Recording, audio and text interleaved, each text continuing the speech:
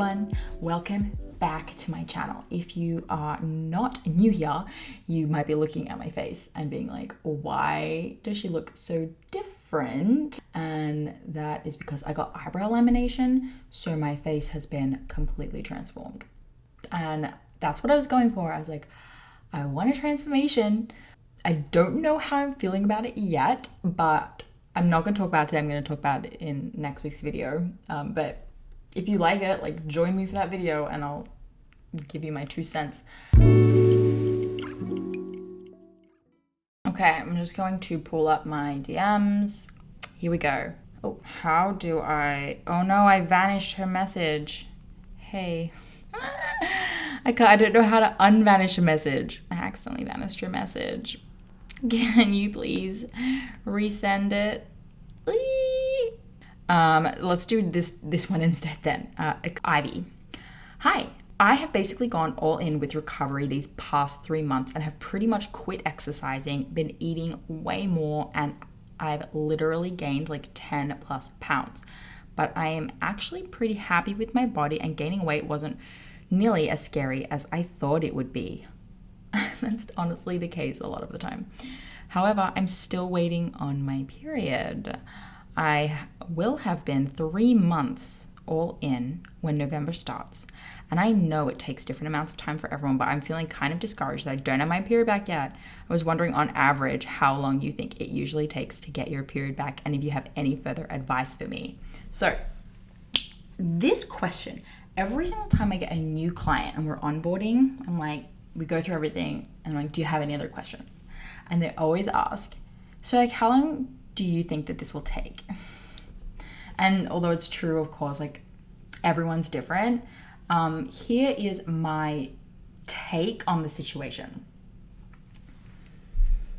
We don't always know where your starting point is, which is a part of why we do fertility awareness tracking. We check for your cervical mucus, we check for your temperatures.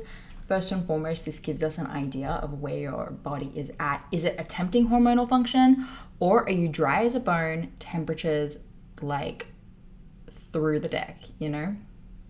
And if that's the case, I can kind of safely estimate it's going to take you on the longer end of the spectrum. But if you're like, I'm seeing mucus all the time, my temperatures are really good, super stable, I'm thinking there's only a few things kind of holding you back, and so we'll dive in and it might not take you as long. Now, of course, that's not always the case, right? There are people, you know, especially if you have a really long history of eating disorder, or you've had a period missing for 10 years, I'll always tell those people it's going to take you longer. But I've also seen those exact people turn it around really, really quick. And you know this. You're just looking for like, well, what's the average, right? Like, what's most expected? So you have to really take into account your history as well as to how long it might take, and not even just the physiological side, but the mental and emotional side. It is not uncommon for stress to be the thing, even if you're checking all the boxes, you're all in. If it's very bothersome for you, it might take longer. Now, I can read in your message that that's not the case. So we can be a little bit more confident that you're probably closer than not. But again, I would want all of those metrics, and I would want to look at your food log too, because it's often subjective, right? I'm definitely eating enough. Like, I can't tell you how many times I've taken a client's word for that, but then we haven't really made progress. And so I've decided to do a food review with them and just like look at a week's log of eating them, and seen some like big clues, like big blind spots. But if you really are eating tons and tons, you're seeing all of the signs, it's just a matter of patience. I know that when you are dealing with it day in, day out, constantly being reminded about it all the time, sub 3 months, right? Like 2.5 months is a really long time. But in the big grand scheme of things, it's not. So I just encourage you to like lean into that patience. Try not to focus too much on recovery. And the other thing I just want to explain on like a biological point of view is that a follicle, right, ovulation, an egg that's going to ovulate, it takes 90 days for that particular egg that's going to become the one that ovulates to start growing and come to full maturation and then ovulate. So it also depends a little bit about where that follicle is in the process. And there are people with HA who have gone through times in their life where it's allowed for a follicle to begin the process and then it's paused and stopped, but it begins again and it pauses and stops.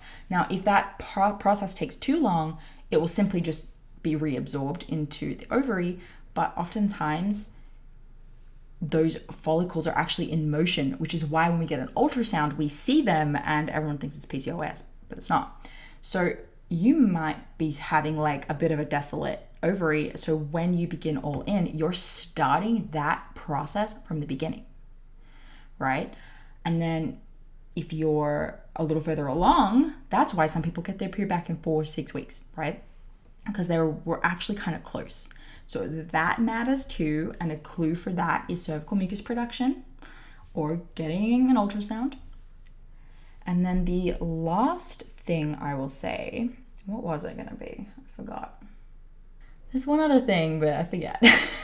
I'm sure it will come back up in a future episode. I hope that this was helpful. Maybe it provides a little bit of clarity. Maybe it will let you feel a little bit more patient, but just go with it, okay? All right, I hope you guys love this video. Please subscribe to this channel if you like it. Please ask your questions, submit your questions over on Instagram or go to my website, and my email is at the bottom of the page. You can send a question directly there or in the comments below. I like chatting with you guys. So let's do it. And I'll see you guys next week. Bye.